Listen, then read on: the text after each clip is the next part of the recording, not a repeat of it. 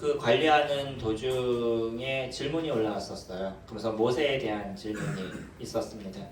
그래서 그 모세에 대한 질문을 보면서 주님이 나에게 이렇게 얘기하시는구나 라는 생각을 갖게 됐습니다. 그 이전에 저희 교회 최충미 형제님이 지금 CTI 원장님으로 계시죠. 그 형제님이 그 CTI의 부원장님으로 가셔야 돼서 그래서 교회에 이제 사역을 할 새로운 분이 필요하다라는 이제 기도가 계속적으로 있었습니다. 그 시점에 저는 CTI를 졸업하고 나서 제가 3기로 갔었거든요. 그래서 졸업하고 나서 주님을 위해서 내가 살 것이 무엇인가라고 고민하면서 토요일을 좀 쉴 수 있는 직장을 얻었으면 좋겠다라는 생각을 가졌습니다. 지금이야 뭐 거의 토요일 쉬잖아요. 근데 그때 당시에는 희귀에 있었습니다. 그래서 토요일 날 쉴 수 있는 직장이나 아니면 우리 가정이 그냥 생활할 수 있는 그때 당시 제가 생각한 게 한 150에서 100에서 150 정도 그 정도만 가지면 어쨌든 우리가 살아가겠다. 좀 안 좋게 얘기하면 무식한 거였죠. 그 적은 돈을 갖고 우리는 살 생각을 갖고 그 정도만 얻을 수 있는 부분들이 있다 그러면 나머지는 주님을 위해서 좀 썼으면 좋겠다. 시간에 이제 자매하고 같이 얘기를 하고 그렇게 준비하는 시간들을 가졌습니다. 그러면서 이제 기다리는 시간들을 갖다 보니까 한 거의 1년 CTI 졸업하고 나서 1년을 쉬었어요. 1년에서 거의 1년 반을 쉰 것 같아요. 그래서 뭐 중간중간 아르바이트하고 이러면서 가정에 살아가고 아이가 셋이나 있었었는데 아이 셋 데리고 1년 반을 쉬었습니다. 네. 그러다가 저희 매형이 저희 서점 위층에 공간이 좀 있는데 거기를 좀 임대료를 잡아줄 테니까 거기서 좀 일을 해보겠냐 그러면서 할 수 있는 일 중에 지금 BHC 아시나요? 예, BHC가 그때 이제 시작돼서 막 뜰 때였었습니다. 그래서 그때 그 BHC를 거기서 하면 좋을 것 같다라고 얘기하셨어요. 아무것도 모르는 상태에서 이제 시작을 하게 됐었던 거죠. 돈도 많이 투자가 될 수밖에 없었고 제가 갖고 있었던 전세비나 뭐 이런 거 다 뽑아서 일단 CTI 갔다 오면서도 많은 돈이 투자가 됐죠. 그리고 그 전세비하고 다 뽑아서 이제 그 일을 시작을 했습니다. 근데 문제는 여기가 2층이에요. 1층이어야 되는데 2층이다 보니까 술을 팔지 않는 이상은 한계가 있더라고요. 네, 그 자리는 이제 성남에서는 가장 번화가예요. 제일 사람들이 많이 보이고 좋은 자리라서 술만 팔았다 그러면 좀 돈 좀 벌었을 겁니다. 근데 제가 주님을 위해서 살기를 원해서 시작한 일에 술을 팔 수는 없잖아요. 그래서 끝까지 안 했었죠. 그리고 일을 하다 보니까 그 기간 동안에 주님을 배우는 많은 시간을 제가 가졌습니다. 한 1년 정도 됐나? 한 반년 정도 됐을 때 어떤 의사분이 거기에다 병원을 좀 차리고 싶은데 나에게 넘겨주면 바닥권리금을 1억 1천을 주겠다라고 얘기했었어요. 근데 고민하다가 내가 시작한 지 6개월밖에 안 됐는데 그만둬야 되나? 라는 생각을 하면서 조금만 더 버티자라는 생각을 가졌죠. 그 시점 중에 이제 최영재님이 저에게 오셔서 얘기하신 겁니다. 교회 사역할 분이 필요한데 형제가 해보면 어떻겠냐라고 얘기하셔서 다른 때 같았으면 제가 기도해 보겠습니다 이런 얘기조차도 하지 않아요. 안 하겠습니다 하고 정확하게 말씀을 드렸을 텐데 그때 교회 사정이나 여러 가지 부분들이 있어서 그냥 거절할 만한 상황은 아닌 것 같더라고요. 그래서 진짜 기도해 보겠습니다 라고 얘기를 하고 기도하는 시간을 가졌어요. 기도하는 시간을 한 반년 정도 가졌는데 반년 정도 됐을 때 아까 말씀드렸던 모임수에 글이 올라갔어요. 그래서 그 답을 하기 위해서 이렇게 찾아보다가 출애굽기 4장을 보게 됐는데 한번 보실까요?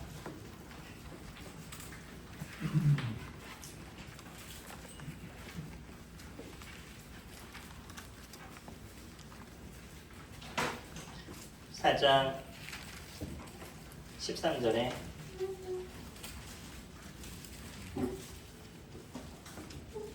주님께서 모세를 쓰시겠다라고 얘기하는데 모세는 계속적으로 아니라고 얘기를 하죠. 그래서 마지막에 또 모세가 한 얘기가 있습니다. 13절에 모세가 이르되 오 주여 보낼 만한 자를 보내소서라고 얘기하죠. 그때니 주님이 14절에 여호와께서 모세에게 향하여 노하여 이르시되 레위 사람 내 형 아론이 있지 아니하라고 얘기하셔요.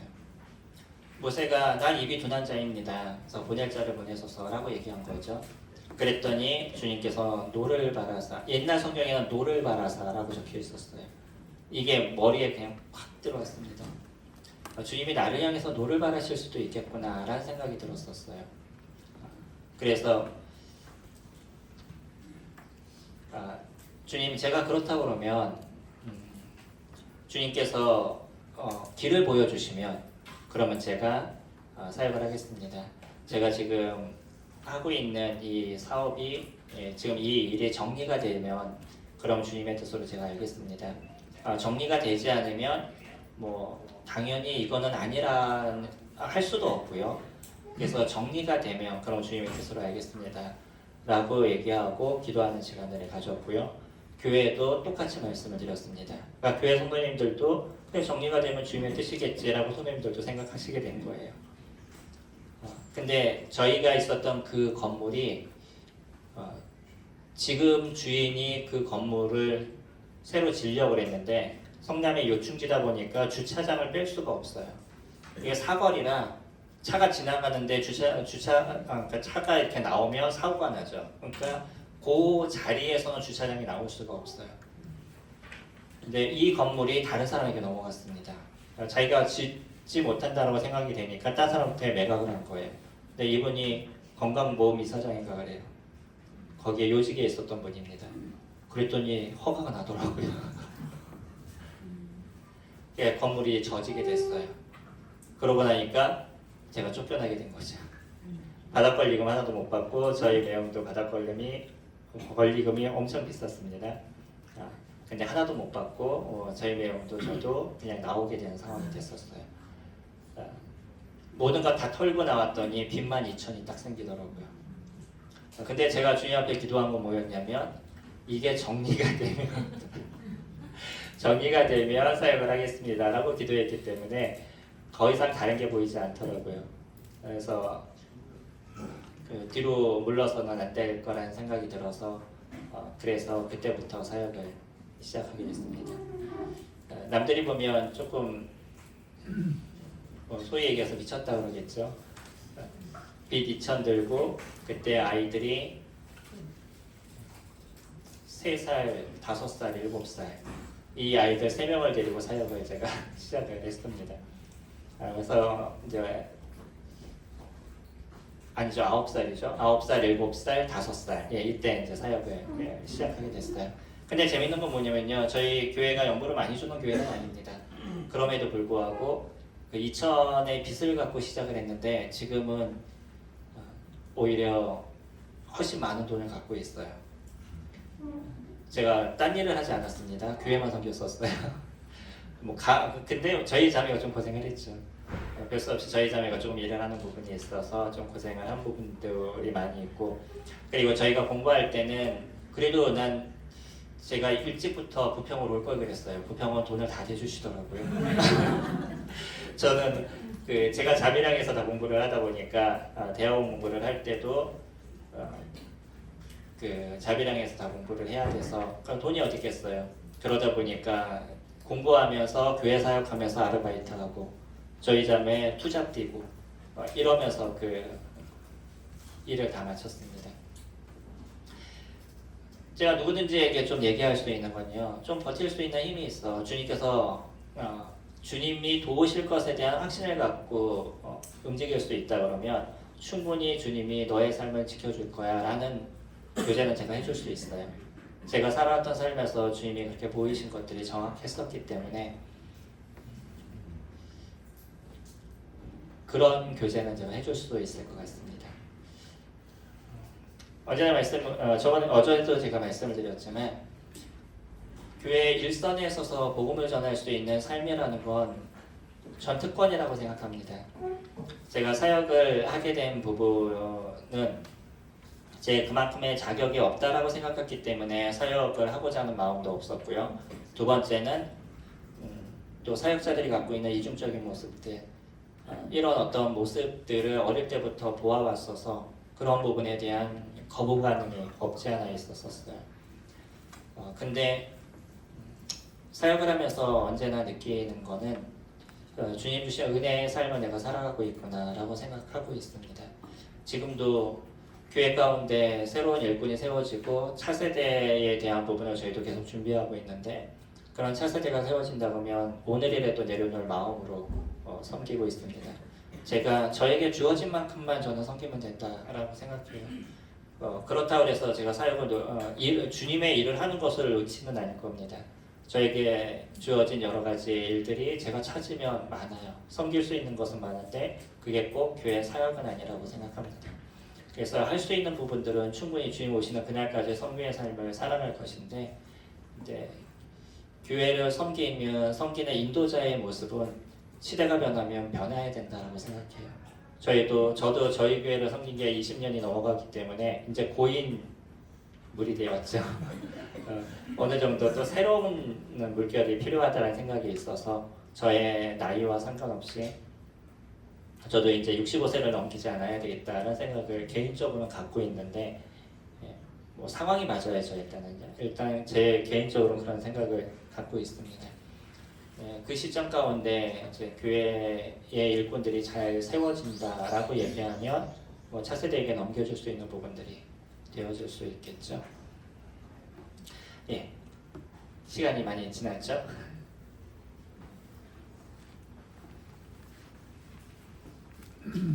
오늘은 마지막 시간으로 위대한 발걸음이라는 소주제로 같이 교제 드리도록 하겠습니다.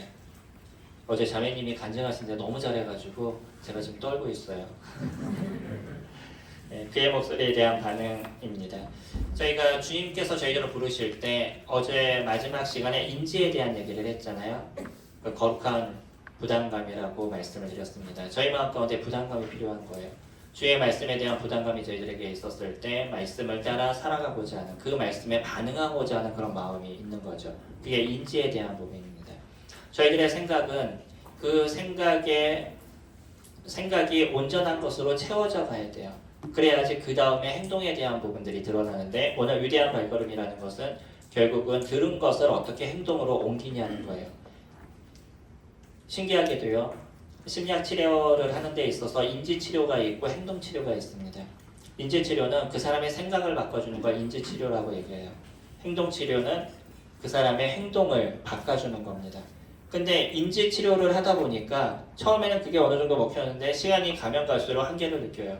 그러다 보니까 사람이 행동을 바꿔줘야 되는구나. 사람의 행동을 바꿔주는 행동 치료가 나왔습니다. 근데 행동을 바꿔주다 보니까 이게 생각이 변하지 않으면 행동이 바뀌는데 한계가 있어요.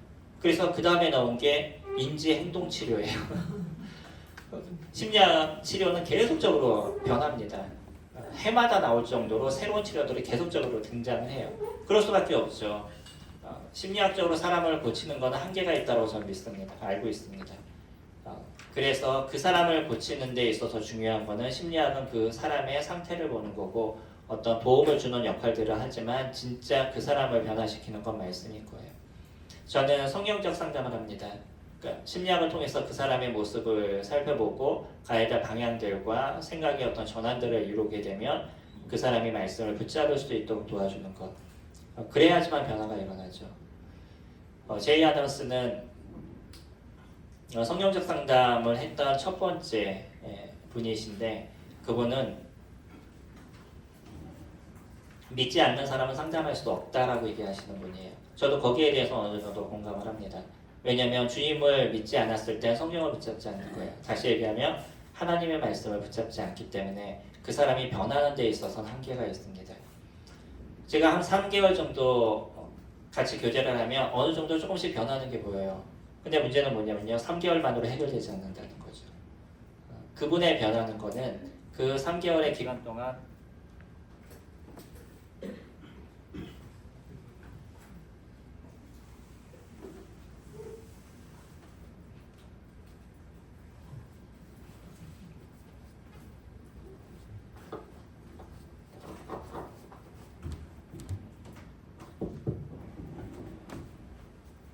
제가 전기를 먹는 사람은 아닌데 3개월의 시간 동안에 하나님 말씀을 의지할 수 있는 힘을 키워주는 게 제가 해야 될 일인 거예요. 그래서 집에서 하나님 말씀을 붙잡고 살아갈 수 있도록 도와주는 것들. 그래서 몇 가지 해야 될 것을 이렇게 말씀을 드리는데 그 해야 될 것을 잘 행해 나가시는 분들은 변화가 분명히 일어납니다. 제가 사람을 변화시킬 수 없잖아요. 그 사람의 변화는 하나님께서 변화시키는 건데, 그래서 하나님이 하시는 일을 인정하고 성령 하나님께서 우리를 도우심에 대해서 확신을 갖고 움직이게 될 때 변화의 모습들이 만들어져 나가는 거죠. 마찬가지로 저희들에게 있어서도 그리스도인은 인지가 변하게 됐었을 때 그 인지의 변화가 행동으로 나타나야 돼요. 인지의 변화가 행동으로 나타나지 않는 것은 의미가 없어집니다. 저희 교회 주일학교로 담당했던 형제가 있는데 지금 이제 결혼해서 지방에 내려가는 바람에 부산으로 멀리 이렇게 갔습니다. 근데 그 형제는 교회에 대한 생각을 상당히 많이 하는 귀한 형제예요. 근데 문제는 뭐냐면 생각만 많이 해요. 생각을 많이 하는데 실질적으로 움직이는 걸 보면 별로 안 움직여요. 근데 그러고 나서 어떤 일이 끝나고 나면 하는 얘기가 너무 힘들었대. 나만 혼자 일하는 것 같았대. 다른 사람이 보면 그 사람 별로 안 움직였어요. 왜 저런 얘기를 자꾸 할까라고 나중에 보다가 느낀 게 뭐냐면 고민만 하는 거예요. 머릿속에 계속적으로 고민하니까 자기는 그 고민한 게 일한 거라고 인지가 되어버린 거죠. 많은 성도님들이 그럽니다. 내가 교회를 위해서 생각하고 기도하고 때로는 막 고민하고 이러는 것들을 일하는 거라고 생각해요. 이건 일이 아니에요. 그렇게 생각한 게 어디까지 나가셔야 되냐면 행동으로 나가셔야 되는 거죠. 그래야지 일하는 거예요. 교회에 생각만 많이 하시는 분들이 많으면 교회는 힘들어집니다. 왜냐하면 생각만 하다가 말만 해요. 그러면 다른 사람들 보고 일하라고 얘기하는 거죠. 나는 안 하고 다른 사람은 하라고 얘기하는 거. 이건 더 힘들어지는 겁니다. 그러니까 내가 생각하는 것이 행동으로 드러나셔야 되는 거예요. 저는 가끔 우리 교회 청년들을 보면 청년들이 장로가 되어야 된다 생각을 갖고 있는 사람이에요. 실질적으로 교회를 움직이는 저희 교회 중추는 다 청년들이에요. 그들이 거의 모든 것을 움직이고 있고 제가 아무것도 안 해도 알아서 교회를 다 움직일 수 있는 지금 청년들의 모습들이 되어져 있어요. 지금은 좀 편하게 제가 생활을 하고 있는데 그 어떤 거 해야 돼 그러면 열심히 일하고 컨펌만 받아요. 그리고 그니들이 그냥 알아서 다 일을 해주고 있어서 개인적으로 감사한 마음이 있습니다. 그래서 그렇게 움직이는 사람들이 사실은 장로가 되어야 된다고 저는 생각해요. 교회는 그런 거잖아요. 교회는 섬기는 사람들이 그 사람들이 주축이 되어야 되는 거죠. 위대한 발걸음은 내가 인지가 들어와서 하나님의 말씀을 생각하게 됐었을 때 그 생각한 것이 움직여 나가야 된다는 거예요. 장로가 나이가 많은 사람이 장로가 아니고 그만큼 잘 섬기는 사람, 믿음 안에서 잘 성장한 사람이 장로인 거잖아요. 그만큼 움직이고 행동하는 사람들이 교회를 섬기는 사람들인 거죠.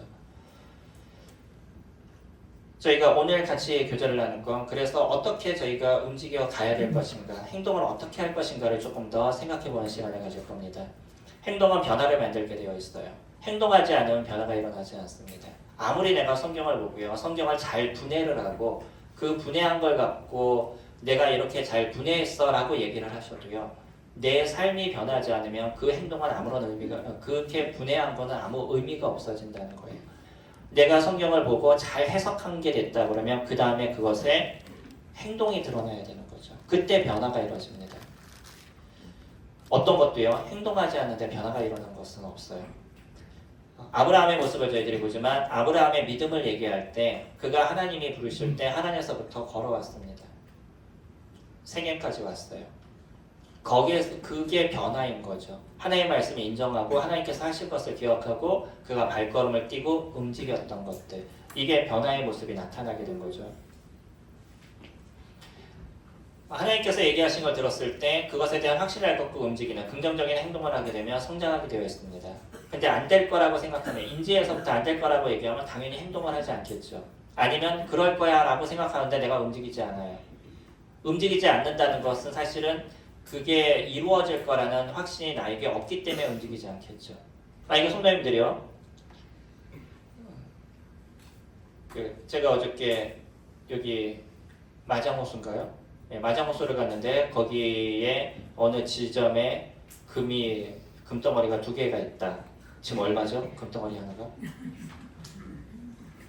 한 돈만 해도 100만 원 막 이러더라고요. 제 금모기 할 때 많은 금을 팔았었는데 그때 팔면서 정확하게 알고 있었던 게 있었습니다. 내가 이것을 팔면 분명히 금값은 오를 거야 라고 생각하고 팔았어요. 판 이유가 있었습니다. 그때 당시 나라가 어렵다고 주님을 믿지 않는 사람들도 다 나와서 금을 파는데 그리스도인이 금값 오를 거 생각해가지고 안 판다는 거는 양심상 그건 안 되겠더라고요. 그래서 우리 아이들 반지들 다 모아가지고 그때 팔았었어요. 금덩어리 하나만 하면 지금 엄청난 돈이죠. 있는지 아셔요? 제가 말씀을 드렸습니다. 거기 금이 있어요. 가실 분 누가 가십니까? 어떤 분이 가시겠어요? 안 가실 거죠. 다 저를 못 믿으니까. 네, 확신이 있어요. 거기 진짜 금이 있어요. 그거에 대한 확신을 갖는 사람은 일어나서 가지 않으시겠어요? 안 가시는 분들은 어떤 거예요? 예, 반반이라고 얘기하는 것도 사실은 안 믿는 거죠. 내가 안 움직인다는 거. 믿음이 없는 거예요. 가봤자 없을 거라고 생각하거나 이미 뭐 딴 사람이 가져갔을 거라고 생각하거나 이미 내 손에 들어오지 않을 거라는 생각이 나에게 있기 때문에 움직이지 않는 겁니다.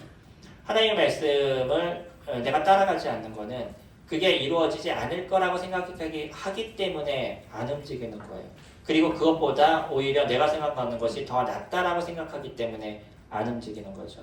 믿음이라는 건 아주 단순합니다. 우리는 어떤 심오한 성경을 해석을 하고 히브리어 헬라어를 잘해가지고서는 그것을 잘 분해해야지만 믿음의 삶이 잘 만들어져 가는 건 아니에요. 저도 히브리어 헬라어를 다 해봤지만 그 한계를 제가 알고 있습니다. 성경은 충분히 문맥을 보시면 거기에서 하나님 얘기하신 걸 다 알 수 있어요. 어느 뭐 좀 특별한 베드로가 얘기하는 것처럼 어떤 건 풀기 어려운 것이 있다라고 얘기한 그런 몇 가지는 우리에게 분명히 존재하겠지만 대부분은 문맥을 통해서 저희가 다 해석할 수 있는 부분이 있습니다.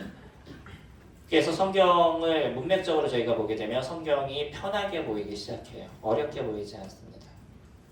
문제는 뭐냐면 그렇게 성경을 봤었을 때 그 말씀에 확신을 갖고 내가 움직일 수 있느냐, 이게 믿음인 거예요.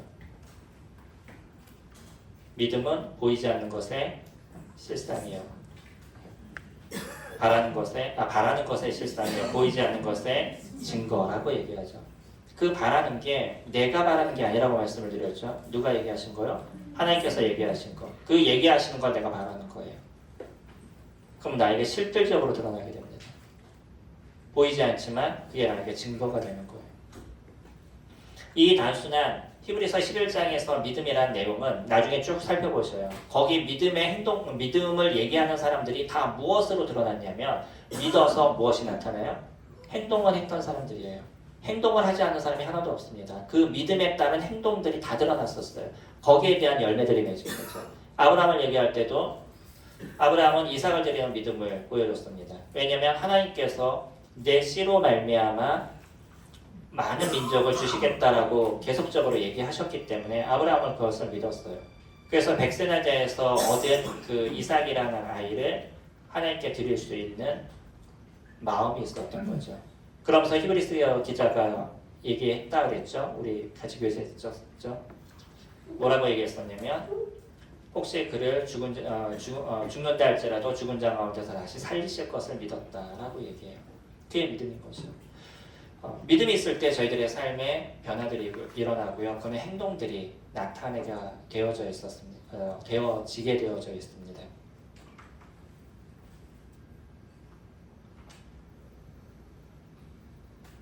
그래서 긍정적인 행동을 하는 사람들은 성장하게 되어 있지만 부정적인 행동을 하는 사람들은 퇴행되게 되어 있는 거죠. 부정적인 행동들이 어떤 거겠어요?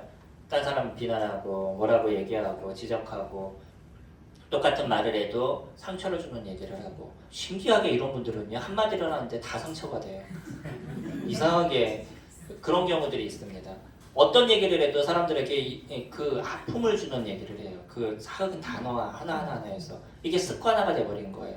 이게 다른 사람을 이기는 거라고 스스로 생각하는 거죠. 그러니까 말을 그렇게 쓰기 시작하니까 이게 습관화가 돼버리고 이게 성격이 돼버리는 거예요. 변화시켜야 됩니다. 우리에게서 중요한 것 중에 하나가 언어 습관이에요. 이 언어 습관은 진짜 중요한 부분이에요. 그래서 언어 습관을 바꾸지 않으면 사람과의 인간관계가 잘 만들어지지 않습니다. 그리고 다른 사람이 얘기하는 게 어떤 의미인지를 내가 그대로 해석할 수 있는 힘이 필요해요. 신기하게요. 제가 메시지를 전하면 여기 계신 분들이 해석이 다 다르더라고요. 나중에 물어보면 다 딴 얘기가 나오는데 다 은혜 받으셨대요. 근데 난 그런 얘기 안 했는데 뭐 이런 생각이 들 때가 있어요. 그러니까 내가 생각한 대로 그냥 해석을 해버리는 거죠.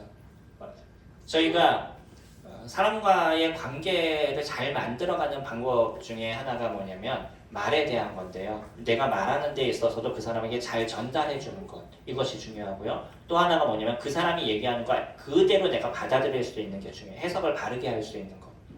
그래서 혹시 얘기를 듣다가 이해가 안 되시면 지금 이렇게 얘기하신 게 맞나요? 그렇게 한번 물어보시는 것도 괜찮아요. 그러면 이분이 얘기하는 패턴을 내가 아니까 이런 의미, 이렇게 얘기했을 때 이런 의미구나 라고 바르게 이해할 수가 있는 거죠. 근데 대부분의 사람들은 내가 생각한 그 해석 체계를 갖고 그냥 받아들여요. 그러니까 이분이 얘기한 의미하고 상관은 없이 내 생각대로 내가 갖고 있는 선의의대로 그것을 받아들이니까 뜻이 달라져 버리는 거죠. 그러면서 당신 예전에 그렇게 얘기하지 않았잖아. 이렇게 싸우기 시작하는 거죠.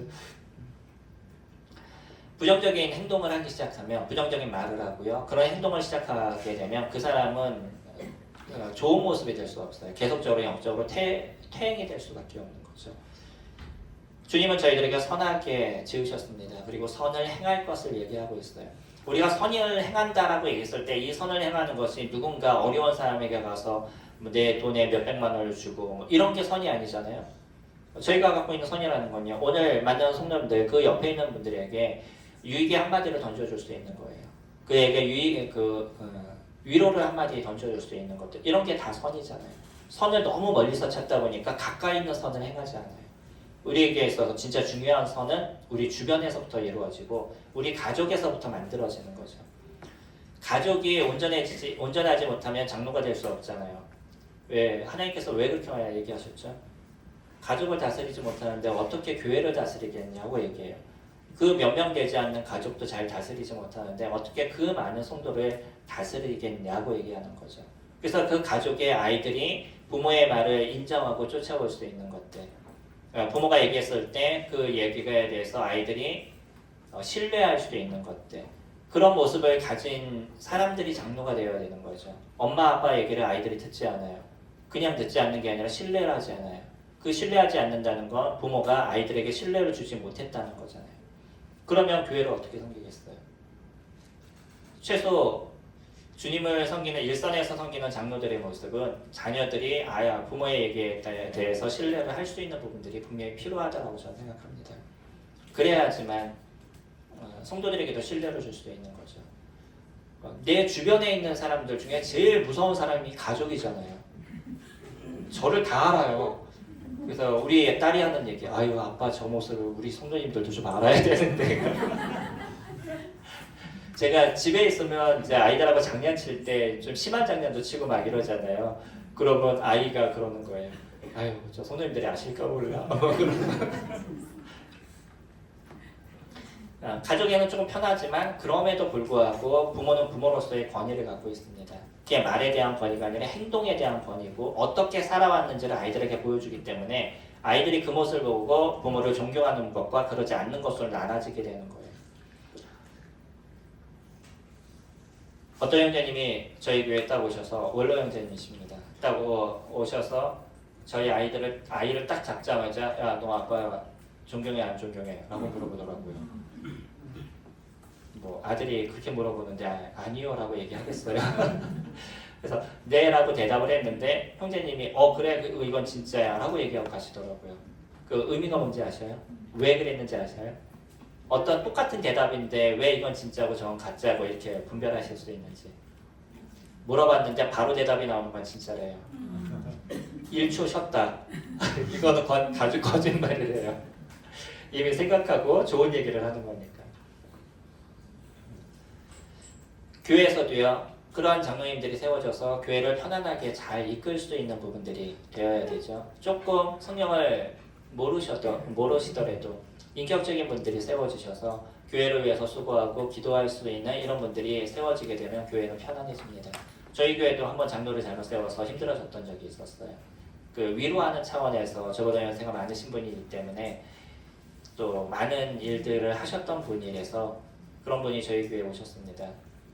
그래서 생각보다 제가 생각한 것보다 조금 일찍 좀 세웠는데 좀 마음이 힘들었어요. 세울 만한 상황은 아니었었는데 근데 성도님들은 그런 사정들을 잘 모르시니까 그냥 교회 평안을 위해서 세워야 되겠다 그랬다가 교회가 너무 힘들어졌습니다. 인격적이지 않으신 분이었어요. 그분의 어떤 모습을 그 이후에 정확하게 보게 됐었어요. 너무나 힘들었었습니다.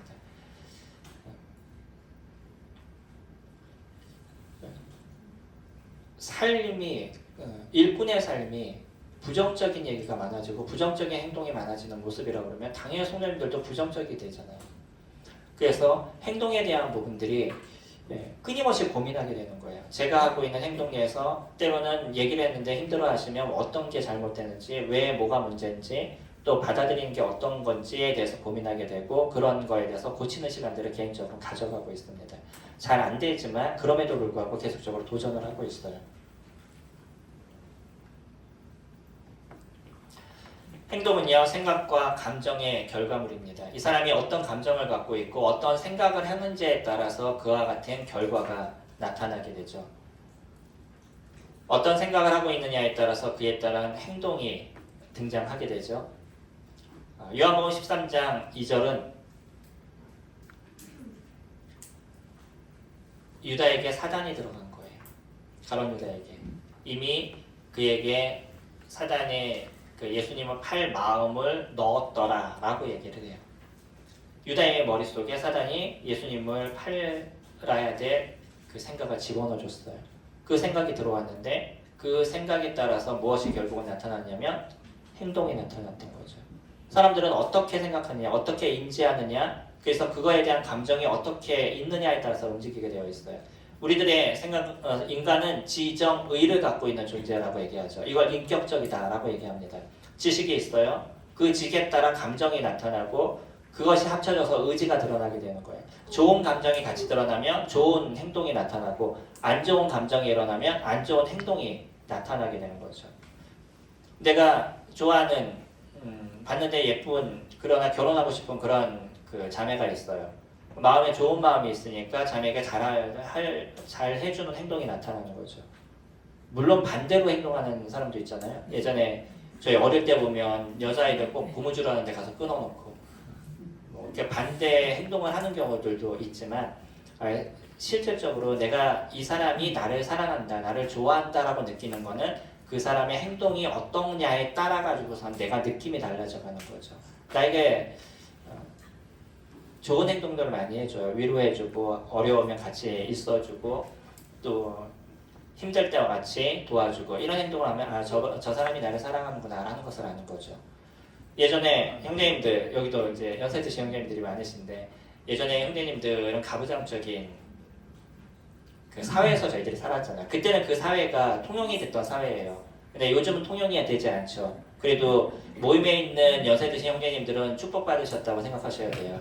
사회에 있는 형제님, 그 연세 드신 분들은 이혼당하는 경우가 상당히 많습니다. 삶이 안 변하는 거예요. 오랫동안 습관이 그렇게 됐으니까. 그래서 사랑하냐고 그러면 그 사랑하는 거 꼭 말로 해야 되냐고.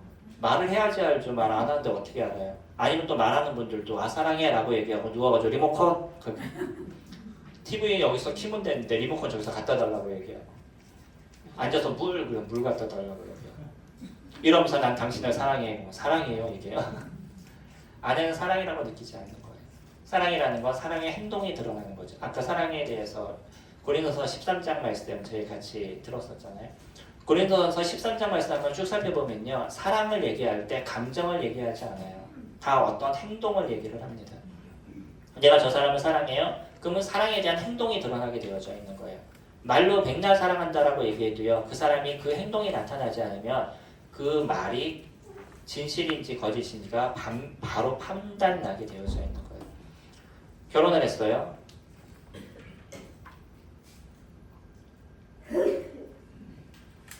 제가 부부 세미나를 2년 동안 했다고 혹시 말씀드렸나요? 청년들하고 얘기했거든요. 부부 세미나를 2년 동안 했습니다. 여기 또 같이 들었던 자매님들도 여기 부평교회에도 계시는데 여러분들을 만나게 되고 또 여러 사례들 이런 것들 같이 이야기해 주는 시간들도 같이 가졌습니다. 근데 요즘 시대를 보게 되면 크리스찬들도 이혼하는 경우가 너무나 많아요. 그 이유가 무엇이겠어요? 결혼하기 전에 너무 잘해줬는데 결혼하고 나니까 180도 달라져 버리는 거예요. 그러면 그 사람이 진짜 사랑해서 결혼한 걸까요? 결혼하기 위해서 사랑의 행동을 한 걸까요? 네. 결혼하기 위해서 그냥 사랑하는 것처럼 했던 거죠. 진짜 사랑한다면요, 결혼한 후의 모습도 변하지 말아야 돼요. 모든 걸 다 해줬던 형제가 결혼하는 순간부터 누워서 일어나질 않아요. 그걸 사랑이라고 얘기할 수 있겠어요? 저희 자매가 있는데 제가 이런 얘기하면 또 절 째려볼 수 있는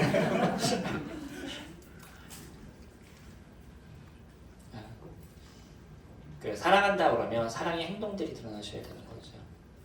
그래야지만 저 사람이 나를 사랑하는구나 라는 것을 알게 되고 그것에 대한 표현도 저도 같이 하게 되어져 있습니다. 교회도 마찬가지예요. 교회도 사랑하신다면요, 사랑의 행동들이 나타나셔야 되는 거죠. 나이하고 상관없습니다. 내가 나이가 많기 때문에 쟤네들은 일해야 되고 나는 하지 말아야 돼 라고 얘기하지 않으시잖아요. 우린 나이하고 상관없이 섬기는 존재예요. 그리고 내가 섬김을 어떻게 이뤄갈 것인가를 고민하면서 교회 가운데 참여하시는 분들이신 거죠. 저희 교회 오면서 은혜를 받기 위해서 온다라고 얘기하지만 그러나 진짜 은혜는 주님을 섬기면서 우리에게 나타나기 때문에 오늘 교회에 와서 어떤 섬김을 이룰까라는 걸 고민하면서 교회를 오게 되죠. 누군가는 그런 생각을 하지 않고 오게 되면 주변에 있는 많은 사람들이 힘들어지게 되는 거예요. 군 생활을 많이 하시는 형제님이 계시는데 제가 군 얘기하면 이제 좀 창피하지만 군에는 발목지례라는 게 있습니다. 발목지례는 왜 발목지례라는 것을 심어놓을까라는 생각을 예전에 가졌었어요. 발목지례는 요만합니다. 그리고 대인지례가 있고 대전차지례가 있고 그래요. 대전차지례는 밟으면 전차가 터지는 거고요. 대인지례는 밟으면 사람이 죽는 거예요. 발목지례는 딱 밟으면 발목까지만 딱 절단이 됩니다. 근데 왜 발목지례를 심어놓겠어요? 예? 내려가 힘들게 하는. 그렇죠. 이 한 사람으로 인해서 세 사람을 전투력을 잃어버리게 만드는 거예요. 한 사람이 다쳐요. 근데 죽지는 않아. 근데 놓고 가지 못하잖아요. 그러니까 딴 사람들이 두 명이서 이렇게 옆에서 붙잡고 가야 되는 거예요. 그러면 세 사람의 전투력이 없어지는 거예요. 그래서 발목지례를 숨겨갑니다. 교회 가운데 일하지 않는 한 사람과 자기만을 위해서 살아가는 한 사람이 있으면 주변에 있는 많은 사람이 힘들어지는 거예요. 딴 사람이 그거를 돕기 위해서 단일을 하지 못해요. 저희들은 이곳에서 있는 게 전부가 아닌 거잖아요. 저희들은 우리가 갖고 있는 이 부평 지역에 어떻게 복음화를 위해서 바깥으로 뛸 것인가를 고민하는 그런 존재들인 거죠. 도니코스 형제님이 하신 얘기 중에 제발 당신들은 다 사람을 닮는 어부입니다. 그리고 모든 사람들이 그런 어부의 삶을 살아갈 수 있는 능력을 하나님께서 주셨습니다. 그런 에너지를 주셨습니다. 라고 얘기하셔요. 저 거기에서 동감합니다. 모든 성도님들은요, 사람을 낚을 수 있는 그런 에너지를 갖고 있어요. 그 에너지는 있는데 일을 안 해요. 그러니까 어떤 상황이 생기냐면 낚싯대를 교회 안에다 들여놓고 있는 거예요. 낚싯대를 어디다 놔야 돼요? 바깥으로 놔야 되죠. 그래서 구도자를 향해서 마음을 쓰고 기도하고 뛰다 보면 교회에 어떤 불평 이런 것들이 별로 없어요. 근데 그걸 갖다가 교회에다 갖다 놓고 있으니까 끊임없이 불평과 불만과 힘듦과 이런 것들이 일어나는 거죠. 제발 낚싯대를 바깥으로 들여놓으라고 그분이 얘기하시는데 그냥 이해가 다 됐습니다. 우리는 에너지가 있습니다. 그래서 움직이게 되어져 있어요. 근데 그 움직이는 게 부정적인 움직임이 있으면 누군가는 그것이 힘들어져 가는 거죠. 긍정적인 움직임을 이뤄가야 되고 복음을 위해서 저희가 뛰어야 되고 교회가 더 성장하고 그리스도가 이 안에서 일하실 수 있도록 그것을 만들어가는 게 저희들이죠. 그러니까 교회로 오게 됐을 때 누구에게 어떤 유익을 줄 것인지 내 옆에 있는 사람들에게 어떤 은혜를 끼칠 것인지 그런 것을 고민하면서 저희들이 이 자리를 함께 하잖아요. 그게 교회가 성장하게 되고 교회가 편안해지고 그만큼의 안식이 되는 거죠. 저희 교회는 성도가 그렇게 많지는 않습니다. 근데 성도가 많을 때보다 저희가 지금 훨씬 평안해요. 그리고 어떤 일에 대해서 지시하지 않아도 알아서들 다 움직이는 그런 상황이에요. 그 이유는 뭐냐면 성도들이 순수해졌어요. 말씀을 보시고 말씀 안에서 사는 것들을 배워가셔서 이제는 성도님들이 서로를 사랑하는 법들을 많이 배워오셨어요. 다른 교회에서 가끔 저희들을 방문하시면 하는 얘기가 이 교회는 좀 따뜻해요 라는 얘기를 거의 들어요. 거의 모든 분들이 하시는 얘기 중에 하나의 얘기가 사람이 많은 게 중요하지 않더라고요. 저희 사람이 많으면서 얼마나 힘들었는지 몰라요. 개인적으로 다 목소리가 달라요. 제가 사역을 시작했었을 때 가정으로 막내였었어요. 다 위에 분이었습니다. 너무 힘들더라고요. 그런 상황이 됐었을 때 제가 한마디 하면 10마디가 나와요. 어떤 일을 하기가 너무 힘들었었어요. 많은 시간 동안 제가 해야 될 일을 많이 하고 이런 시간들을 보냈었는데 지금의 시간에서는 성도들이 자기의 일을 자기가 할 수 있는 부분들이 되니까 굳이 제가 다른 일을 하지 않아도 그렇게 큰 문제가 되지 않는, 그리고 복음을 위해서 나름대로 고민하고 뛰는 모습들이 되어져서 이런 것에 대해서 편안한 마음이 있습니다. 새로 구원받은 형제가 있었었는데 이 새로 구원받은 형제하고 한 청년 자매하고 둘이서 저희가 노방전도를 이렇게 하는 시간을 만들었거든요. 근데 자기네끼리 갑자기 앉으더니 무엇을 해요? 그래서 뭘 하나 그랬더니 전도지를 따로 만들겠대요. 그래서 전도지가 있는데 굳이 만들까? 라고 생각했는데 너무 잘 만들었어요. 전도지를 잘 만들었더라고요. 그리고 자기네들이 그걸 알아서 출력까지 했는데 그냥 우리 싼 전도지가 아니라 좀 고급지게 전도지를 만들어가지고 그것까지 출력을 다 했어요. 거기다 또 뭔가를 열심히 하길래 뭐를 하나 그랬더니 그걸 뭐라 그러죠? 돌림판을 만들어가지고 거기에다가 상품을 줄 걸 다 적어놓은 거예요. 손님에서 밖에 나가서 전도지를 주는데 전도지에 지금 번호 적힌 것처럼 번호가 적혀 있어요. 번호가 아니라 교환권이 붙여 있어요. 그래서 그 교환권을 갖고 오시면 돌림판을 돌릴 수 있는 특권이 주어져요. 그러니까 사람들이요, 그걸 갖고서는 그냥 가는 사람도 있지만 전도지를 들고 오더라고요. 그 자리에 저희 교회 앞으로. 그리고서는 돌림판을 돌려서 거의 상품이 되면 받아가시는 거예요. 제가 전도를 여태까지 전도지를 그렇게 돌려봤는데요, 전도지가 바닥에 안 떨어지는 경우를 처음 봤어요. 그냥 가져가셔요 다. 키링도 만들고 나름대로 이 젊은 아이들이 갖고 있는 생각들이 반짝반짝거려요.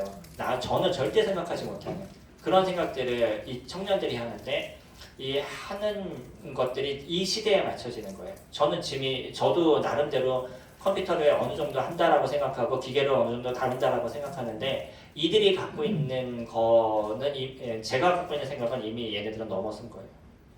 그러니까 이들의 생각을 제가 아는데 한계가 있는 거죠. 그러니까 그 부류에게 맞춰주니까 그 부류가 할 수 있는 귀한 일들을 만들어 가더라고요. 예전에는 이들이 무엇을 하겠어 라고 생각하고 안 맡겼던 거죠. 맡겨보니까 일들을 너무나 잘 해나가요.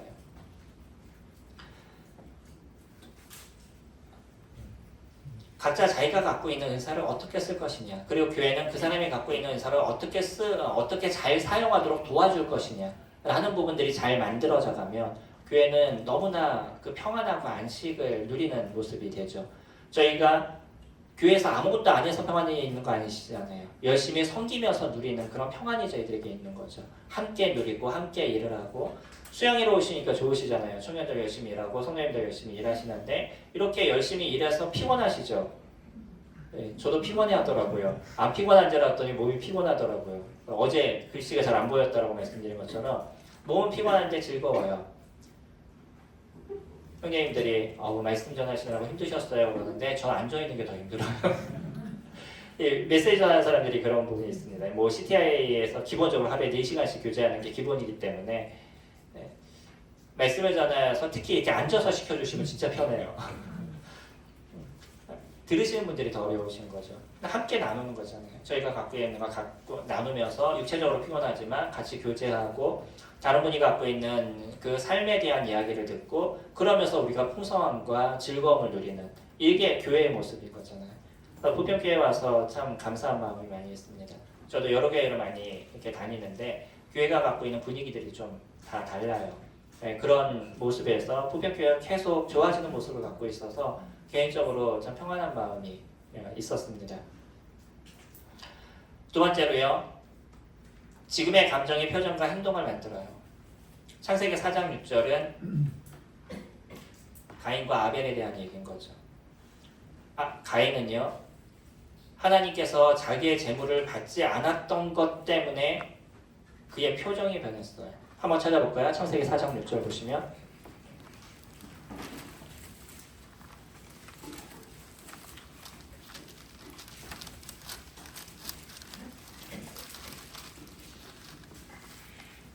여호와께서 가인에게 죄송합니다.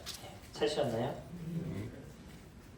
여호와께서 가인에게 이르시되 내가 분하여 함은 어찌 됨이며 안색이 변함은 어찌 됨이냐. 사람들이 다르잖아요. 내 생각이 지금 어떠냐에 따라 그것을 표정으로 드러나는 거잖아요. 그래서 어저께 말씀드릴 때 기분이 태도가 되지 않게라고 얘기했죠. 오늘 아침에 일어나서 기분이 나쁘면요. 그 나쁜 기분을 갖고 사람들을 만나면서 툴툴대요. 그러지 말라는 거예요. 질문을 바꾸면 인생이 변한다는 책이 있어요. 이분은 회사에서 어떤 프리젠테이션을 했던 것 같은데 엄청나게 깨졌습니다. 그러면서 너 같은 게 막 이렇게 얘기하고 막 분을 내고 화를 내고 이런 소리를 들었어요. 고개를 끄덕거리시는 분들은 옛날에 회사에서 많이 당하신 분들이실 거예요. 회사에 가면 그런 부류들이 있으시잖아요. 그러니까 난 회사를 그만둬야 되나 해서 너무 고민을 했었어요. 여자분이신데. 근데 누군가 옆에서 그 고민을 듣다가 그런 얘기를 하더래요. 야, 너 질문을 한번 좀 바꿔봐 라고 얘기해요. 아니 내가 그 사람한테 뭔가를 질문한 것도 아니고 일방적으로 혼났는데 무슨 질문을 바꿔? 라고 그랬더니 그러지 말고 네 머릿속에서 항상 질문이 나오는데 그 질문을 바꿔보라는 거예요. 그러니까 그런 얘기를 들으면 무슨 질문이 나오냐면 내가 무엇을 잘못했나? 내가 한 게 문제가 있는 건가? 나는 왜 이런가? 이런 질문을 자꾸 던진다는 거예요. 우리들 내면에서. 그럼 그런 질문을 던지지 말고 뭐라고 던지냐면 오늘 부장님이 아내하고 싸웠나?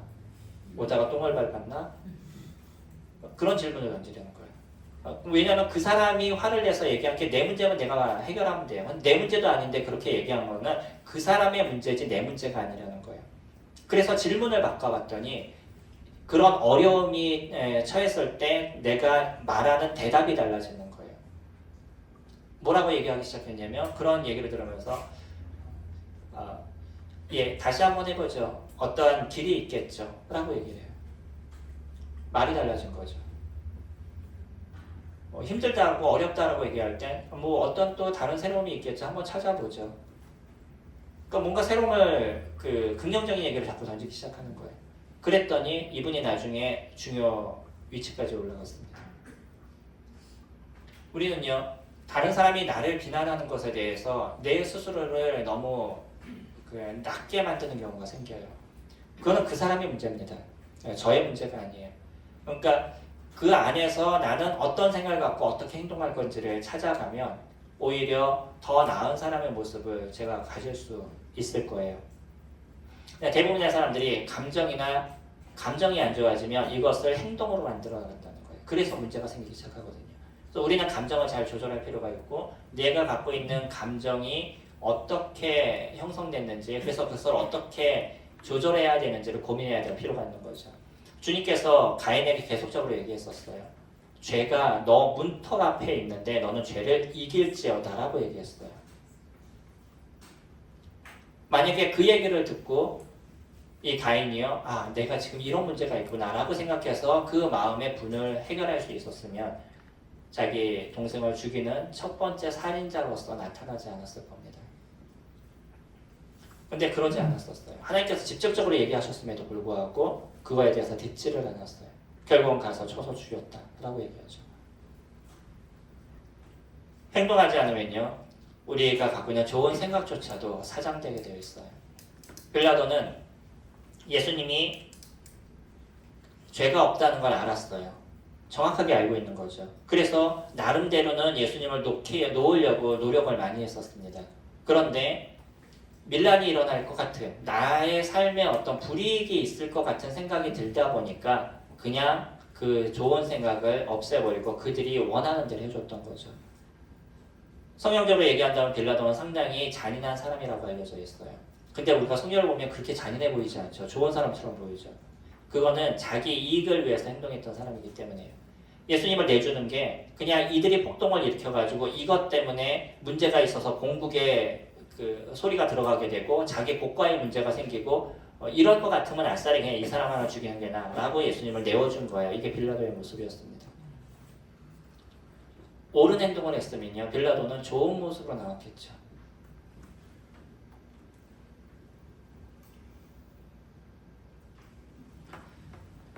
행동을 했다는 것은 무엇인가를 결정했다는 의미예요. 나는 아무 생각 없이 행동했어요 하고 얘기하는 경우도 있지만 결국은 무의식적으로 무엇을 결정했던 이제 그 사람이 결정한 것에 따른 결과에 대한 부분인 거예요. 내가 행동한 것에 대해서 내가 한 게 아니야 라고 얘기하실 수 있는 게 아닌 거죠. 어떻든 나타난 결과에 대한 것은 제가 책임을 져야 될 거예요. 우리 스스로가 책임을 지는 거죠. 그러니까 그것을 어떻게 결정할 것인가 라는 것도 중요한 부분을 갖고 있습니다. 우리 내면에 무엇인가를 결정할 때 둘 중에 하나를 선택해야 되는 그런 부분이 있을 겁니다. 좋은 것과 안 좋은 것들. 그래서 그것을 갖고 어떠한 결정을 하게 될 거예요. 누가복음 7장 20절은 그 돌아온 탕자에 대한 이야기입니다. 둘째 아들이 돌아올 때쯤 됐을 때 주업 열매를 먹으면서 그가 생각했던 거, 우리 아버지 집에는 먹을 것이 풍성한데 우리 종들도 풍성하게 먹고 있는데 난 여기서 줄여 죽는구나 라고 생각이 들었어요. 그러면서 그 생각이 드는 순간에 그가 이제 집으로 돌아갈 결정을 하게 되죠. 그러니까 돌아가게 되면 어떤 문제가 있냐면 내가 돈을 갖고 나온 것에 대한 창피함이 있을 거예요. 근데 돌아가지 않으면 굶주림이라는 게 그에게 남아있을 거죠. 그럼 둘 중에 어떤 것을 선택할 것이냐? 자기가 잘못한 것을 회개하고 자기 집으로 돌아가는 것을 둘째 아들이 선택했습니다. 그러면서 그가 했던 얘기가 있어요. 내가 하늘과 아버지께 죄를 지었사오니 라고 얘기해요. 죄에 대한 문제가 누구에게 짓는 거라고요? 하나님께 짓는 겁니다. 거기서 하늘이라는 표현을 썼지만 하나님께 짓는 거예요. 모든 죄는 하나님께 짓는 거죠. 그리고 그 당사자에게 짓는 거죠. 자기의 잘못을 인정하고요. 그것을 회개할 수 있는 마음을 탕자가 가졌기 때문에 그는 회복될 수 있는 기회가 있었잖아요. 우리는 언제든지 실수할 수 있습니다. 그래서 그러나 그 실수를 만회할 수 있는 것도 우리가 해야 돼요. 실수를 그냥 모른 척하고 넘어가 버리면 그거는 계속적인 어려움이 될 수 있어요. 내가 실수한 거는 편하게 얘기하세요. 말을 잘못했으면 미안해 자매 내가 이렇게 잘못 생각해서 이렇게 얘기했어. 그리고 편하게 얘기하시면 아무 문제 없이 끝나게 돼요. 근데 내가 미안해라는 얘기를 잘 못하게 되죠, 사람들이요. 책 중에 그런 책이 있습니다. 미안해, 사랑해, 고마워. 고마워, 미안해, 고마워, 사랑인가요? 세 가지 단어를 쓰라고 얘기하는 그런. 제가 책을 제 책상에다 올려놓고 보지는 않고 지금 딱 올려놓고 있었습니다. 이 세 가지 단어가 우리의 인생을 변화시킨다는 거예요. 그 말하는 게 힘들지만 그냥 해보면 그렇게 어렵지 않아요. 미안해요. 고마워요. 예, 제가 팔불출인데 저희 자매 자랑을 하면 저희 자매가 그런 표현을 잘 씁니다. 미안해요. 뭔 행동하면 조금 미안해요라는 그 이야기를 잘해요. 그럼 뭐 해주면 고마워요라고 얘기를 해요. 그런 얘기가 혹시 잘못돼서 화가 나더라도 화가 한순간에 딱 해결되는 부분들이 되어져 가요. 아주 단순한 단어인데 이 단어가 사람들의 관계를 온전하게 만드는 부분이 되고 그 사람이 그렇게 얘기해서 이 사람을 낮게 여기거나 그러지 않는 거죠. 우리는 그냥 미안하다라고 얘기하면 내가 낮아질 것 같은 그런 느낌이 들어요. 그러니까 그런 얘기를 잘 안 하게 되는 거죠.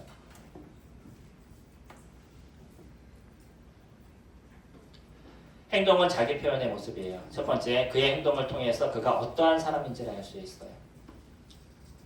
그러지 않으시나요? 우리는 그 사람의 내면을 몰라요. 그러니까 무엇을 통해서 그 사람을 판단하게 되냐면 이 사람이 어떻게 행동하느냐 그것을 보고 그 사람을 판단하게 되어져 있는 거죠.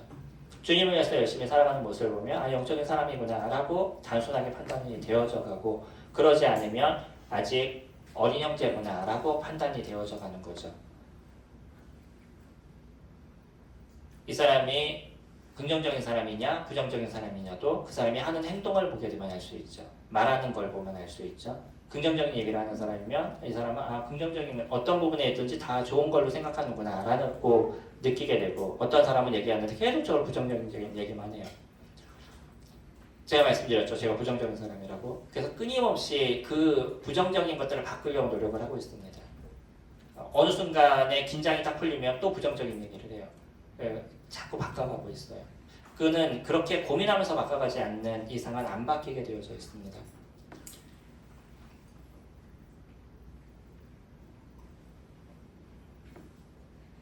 우리가 살펴왔던 사케오도요. 그의 행동을 통해서 이 사람이 어떠한 모습이었다라는 것을 알 수 있었던 거죠. 자기가 갖고 있었던 돈의 절반을 가난한 사람을 위해서 주겠습니다 라고 얘기했잖아요. 그러니까 이 사람의 모습을 보면서 이 사람이 믿음 안에 있으면서 그 믿음에 대한 아름다운 행위를 드러내고 있구나 라는 것을 저희가 인정하게 되는 거죠. 사람들의 모습은 그 행동을 통해서 보여지게 됩니다. 위대한 발걸음의 종류는 저희가 사도행전 2장 42절을 통해서 41절을 통해서 42절을 통해서 본 것처럼 말씀, 기도, 교제, 예배, 복음을 전파하는 일들을 잘 하느냐 안 하느냐라는 걸 보면 알 수도 있고요. 또 우리가 그 발걸음을 어떻게 뛰어가느냐, 이것이 중요한 거죠. 오늘 또 말씀 묵상을 하셨죠. 오늘 말씀 묵상에서 어떠한 적용점을 찾으셨어요? 적용점을 찾으셨나요? 쉽지 않지만 한번 해보시기 바랍니다. 꼭 오늘의 적용점을 찾으시고 오늘 끝낼 수 있는 걸 찾아보세요. 그럼 나의 행동이 변하게 되어져 있어요. 그리고 그걸 갖고 기도하시고요. 주님, 제가 이렇게 오늘 하기를 원합니다. 주님께서 도와주세요 라고 기도하시고, 그리고 교회를 위해서 기도하시고, 부평교회도 기도 제목 있으시잖아요. 그 기도 제목을 일주일로 나누셔서 각 요일마다 기도할 수 있도록 분류를 시켜주시면 매일 그 요일에 맞춰서 기도할 수 있죠. 저희 교회는 그렇게 하고 있거든요. 요일별로 딱 구분이 되어져 있어요. 그래서 매일 월요일은 월요일분 기도하고 화요일은 화요일분 기도하고 그렇게 기도하고 있습니다. 그래서 성도를 위해서 기도하는 훈련을 저희들도 시키고 있는데, 그러고 나니까 기도의 역사가 무엇인지를 교회에서 잘 보고 있어요. 저희 교회는 암이 7군데에 펴진 40대 자매가 있습니다. 어느 날 갑자기 급성으로 퍼져서 7군데인가 이렇게 그 암이 있어요. 그래서 저희가 열심히 기도해서 많이 줄어들었습니다. 지금 살아있는 게 신기한 모습이에요. 그게 또 하나 교회 가운데 왜 우리가 더 많이 기도해야 될 것을 알게 하시더라고요, 주님이요. 여전히 병든 자가 있느냐, 너희는 교회 장로를 청할 것이요, 그는 그의 머리를 기름을 바르고 위하여 기도할지다 라고 얘기하죠. 교회 장로분들에게 건강에 어려움이 있으면 기도 제목을 내려놓으시고요, 같이 기도하시는 것 중요합니다. 교회 일꾼 형제님들은 이 일을 위해서 많이 기도하시잖아요. 이거는 성경적인 거예요. 저희가 뭐 병낫기 위해서 살아가는 그런 존재는 아니라 할지라도 우리는 주님의 말씀을 따라서 이 땅에 있는 동안에 건강하게 가야 될 필요가 있고요. 건강한 육체에 건강한 정신이 깃들게 되어져 있죠. 그래서 우리가 할 수 있는 일들을 이뤄가는데 그게 이제 성경적으로 저희가 만들어가야 되는 거죠.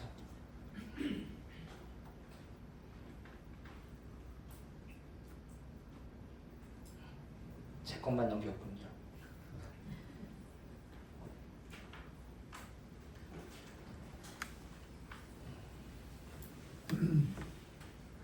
네, 바른 발걸음을 위해서요. 네, 시간이 많이 지나서 빨리 끝내도록 하겠습니다.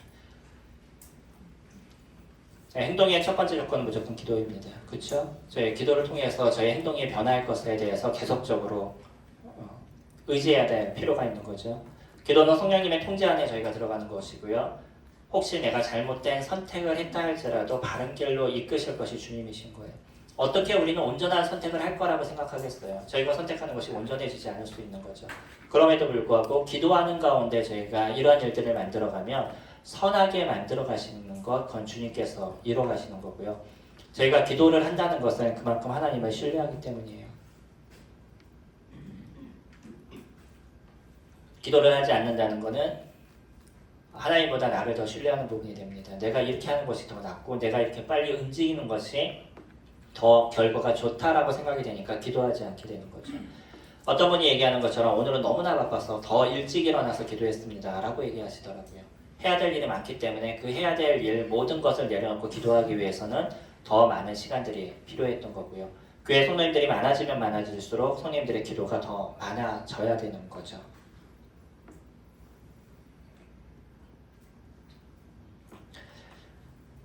이제 생각을 저희들이 말씀 중심으로 계속 바꿔가고 있습니다. 그래서 우리의 인지의 변화를 만들어야 되고요. 매일 말씀을 적용하는 삶을 만들어야 됩니다. 우리의 인지의 변화는 말씀 중심적인 하나님의 말씀이 중심이 되는 그런 인지가 되어야 되는 거죠. 그리고 나서 우리가 말씀을 중심으로 적용하는 삶을 살아가야 돼서 생각의 변화가 곧 행동의 변화로 이루어져가는, 그랬었을 때 하나님께서 어떠한 역사를 이루시고 변화를 이루어가시는지를 저희들이 보게 될 거예요. 간혹 아까 얘기했던 그 좀 몸에 어려움이 있는 자매는 몸이 불편할 때마다 저한테 전화를 해요. 기도해 주세요라고. 어쩔 땐 귀찮게 전화가 자주 와요. 근데 그게 감사가 됩니다. 뭐냐면 하나님께 기도를 의지하는 마음이 그에게 있다는 거죠. 그래서 그럴 때마다 같이 기도해 주고 있습니다.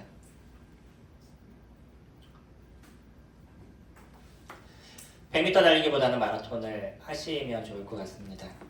사람들은 100m 달리기를 할 때가 있어요. 열심히 달려가는데 나중에 지쳐서 그 다음에 그 사람의 얼굴을 보지 못하는, 뭔가 일을 열심히 하고 막 모든 것을 다 쏟아냈는데 그 다음에 번아웃이 와서 믿음의 삶에서 얼굴을 볼 수 없는 경우까지 생기는 경우도 저는 주님을 섬기면서 많이 보았습니다. 특히 캠프에서 일을 하게 되면 캠프에서 3박 4일 동안 엄청 열심히 일해요. 나중에 캠프 와 보시면 아시겠지만 교사들은요, 오는 시간부터 가는 시간까지 쉬지 않고 일을 합니다.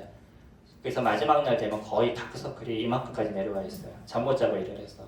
근데 신기한 건 다음에 또 와요. 회사에서 휴가 다 뽑아가지고 그때 쓰는 거예요. 그런데 또 와요. 왜 오는지 모르겠는데 그렇게 와서 봉사를 합니다. 우리 그 포평교회 청년들 중에서도 여러 같이 섬기고 있는 청년들이 있거든요. 귀합니다. 근데 이렇게 그냥 무조건 다 쏟아놓는 사람은 그러다가 보면 그 다음날 일요일에 본인 교회를 안 가요. 왜 섬기는 거예요 그러면? 그래서 저는 개인적으로 계속 우리 같이 섬기는 청년들에게 지역교회 우선적인 삶을 살아라라고 계속적으로 이야기하고 있어요. 캠프는 지역교회를 도와주는 거지 캠프가 중심이 되는 게 아니잖아요. 지역교회가 중심이 되고 그 지역교회를 잘 살리기 위해서 캠프가 필요한 거죠. 근데 캠프가 중심이 돼버리면 이건 무엇인가 문제가 발생하게 되는 거예요. 그래서 자기의 페이스를 잘 조정할 필요가 있는 거죠. 해야 될 것과 하지 말고 어느 정도 잘 조정해 나갈 것. 특히 우리가 주님을 섬기는 삶에서 일주일의 페이스를 잘 지키고 한 달의 페이스를 잘 지키고 1년의 페이스를 좀 잘 지키면 그의 영적인 삶이 잘 이렇게 성장해 나가게 되는데, 그러지 않으면 때로는 쉽게 지쳐서 넘어갈 때가 있습니다. 그래서 어떤 것보다도 중요한 것이 성실함이라고 생각해요. 성실하게 그 일을 할 수 있는 사람들이 있어야지만 잘 해 나갈 수 있는 거죠. 그 페이스를 맞춰서 열심히 달려가는 그 성도들이 많으면 많을수록 교회가 안정적인 모습들이 되어져 가죠.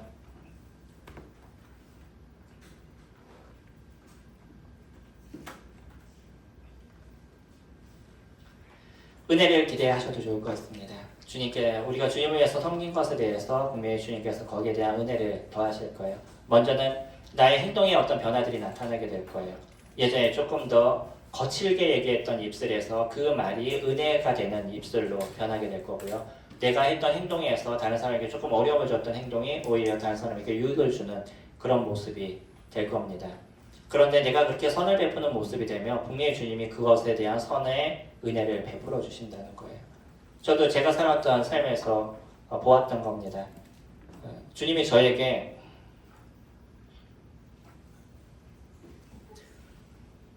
돈으로 섬길 것을 얘기하진 않으시더라고요. 돈을 주시진 않더라고요. 그래서 저에게 섬길 일을 섬겼을 때 그래 너의 생활 정도는 내가 책임져 줄게 라고 얘기하시고 그 생활을 지금까지 책임져 주신 주님을 제가 경험하면서 살아오고 있습니다. 성님들이 섬기는 삶에서 주님께서 그 필요를 채워주실 거예요. 혹시 저에게 있어서 돈이 많으면 제가 주님을 조금 소홀히 여길까봐 저에게 있어서 풍성한 돈은 안 주신다고 생각합니다. 그게 제가 갖고 있는 한계일 수도 있어요. 근데 물질이 많은 분이면 그 물질을 잘 쓸 수 있기 때문에 맡기신다라고 생각이 돼요. 많은 물질을 버시면요, 주님을 위해서 많이 사용하시기 바랍니다. 그랬을 때 주님께서 더 풍성히 베풀어 주실 거고요. 제가 같이 섬겼던 그런 형제 중에 한 명도, 같이 교제하고 있는 형제님 중에 한 분도 아주 작은 일부터 시작해서 한 회사를 아주 크게 운영하고 있는데, 그분이 갖고 있는 대부분의 돈을 다 교회를 위해서 쓰고 있어요. 여러 군데에서 봉사하고 있습니다. 그래서 주님께서 더 채워주셔요. 그분도 주님이 그런 은혜를 베푸시는 걸 알기 때문에 더 주님을 위해서 사용하고 있습니다. 우리에게 물질이 있으면 물질을 갖고 주님을 섬기는 거죠. 저희가 힘이 있으면 그 힘을 갖고 주님을 섬기는 거고, 저희에게 지식이 있으면 그 지식을 갖고 주님을 섬기는 거고요. 우리는 우리에게 갖고 있는 많은 것으로 주님을 섬깁니다. 제가 제일 부러워하는 은사가 있어요. 무엇인지 아셔요? 제가 제일 부러워하는 은사가 찬양입니다. 찬양을 잘하는 분들 보면 되게 부러워요. 그 다중지능이라고 해서 7가지 지능이 있습니다. 뭐 언어지능, 개인 자연치나 뭐 자기 개발 뭐 이런 갑자기 생각이 안 났어요. 그런 7가지 지능이 있는데 제가 대부분 이렇게 조금 높은 부분에 있는데 하나가 툭 떨어져요. 이게 음악이에요. 그 재능은 우리 아이들도 똑같이 다 갖고 있더라고요. 둘째만 틀려요. 둘째는 저희 자매가 갖고 있는 재능을 갖고 있어서 저 둘째는 틀리는데 첫째하고 셋째는 똑같아요. 피아노를 그렇게 오래 시켰는데도 잘 못 쳐요. 이건 재능입니다. 주님께서 주시는 거예요. 그러니까 이런 것들이 있으면 그걸 갖고 주님을 위해서 저희가 잘 사용해야 되는 거죠. 죄송합니다. 시간이 조금 지나서요. 우리 위대한 발걸음을 키는 우리 성도님들인 것에 감사를 드립니다. 그리고 또 앞으로도 그 위대한 발걸음을 계속 뛰어가실 성도님들이 되실 것을 믿고 있습니다. 부평 지역에 많은 복음의 역사가 일어나고요. 형님이 얘기하셨던 것처럼 인천 지역 그러면 부평교회, 한국 그러면 부평교회, 브레들린 그러면 부평교회라고 얘기가 될 수 있는 그런 모습이 되었으면 좋겠습니다. 그래서 이 교회 가운데 얼마나 놀라운 하나님의 역사와 성령의 운행하심이 있는지, 그냥 사람이 많아졌다 이게 아니고요. 얼마만큼의 성령님의 운행하심이 아름답게 이루어지는지가 계속적으로 나타나는 그런 교회가 되기를 소망합니다. 잠시 기도하겠습니다. 존귀하신 아버지 하나님 감사를 드립니다. 부족한 저를 통해서 함께 주님의 말씀을 나눌 수 있도록 도와주시며 감사를 드립니다. 오늘 2박 3일의 시간을 통해서 함께 교제했던 주님의 그 목소리를 저희 기억할 수 있도록 아버지 하나님 인도하셔서 저희들이 주의 말씀을 따라 살아가는 저희가 될 수 있도록 도우시기를 간구를 드립니다. 때로 저희들 내면에서 올라오고 있는 쓴뿌리들, 때로는 저희 내면에서 올라오고 있는 제 중심적인 모습들이 많이 일어날 때가 있사온데 하나님의 말씀으로 이겨갈 수 있도록 인도하시고, 주님이 원하시는 삶이 무엇이고 그리스도 안에서 풍성히 누리는 삶이 무엇인지를 저희들이 매일 기억할 수 있도록 도우셔서 오늘 또 그 작은 한 걸음, 그 위대한 발걸음을 뛰어가는 저희 인천 부평교회 성도님들이 되도록 아버지 하나님께서 축복하시고 은혜를 더하시기를 간구를 드립니다. 지금까지의 시간 속에 함께 하시고 성령님께서 도와주시면 감사를 드립니다. 남은 모든 시간도 주님께서 도우시기를 간구를 드립니다. 예수님의 이름으로 기도드렸습니다. 아멘. 수고하셨습니다.